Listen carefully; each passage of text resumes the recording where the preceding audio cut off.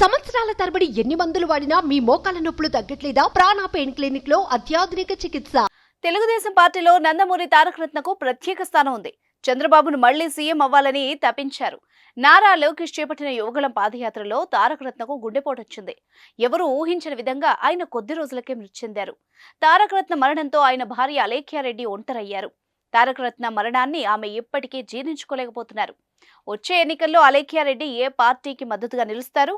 ఆమె YCP MP Vijayasai Reddy దగ్గర బంధువు అవుతారన్న విషయం అందరికీ తెలిసిందే.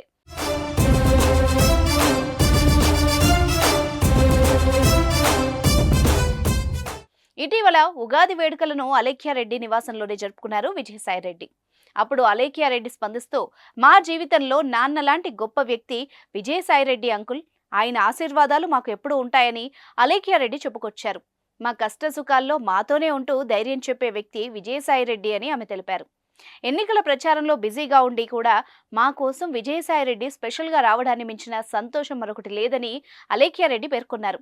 ఇలాంటి సమయంలో మాతో ఉంటే ఆ విలువేంటో ఆయనకే తెలుసని అలేఖ్యారెడ్డి అన్నారు.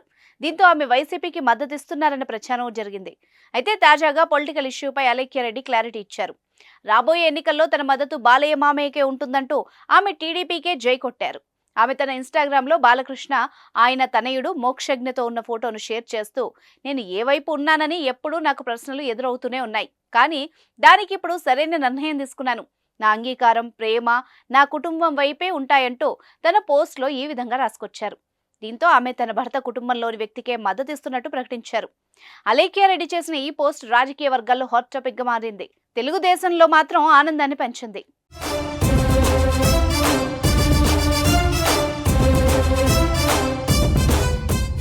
సుమన్ టీవీలో మీ పర్సనల్ అండ్ బిజినెస్ ప్రమోషన్స్ కోసం కింది నెంబర్కి కాంటాక్ట్ చేయండి.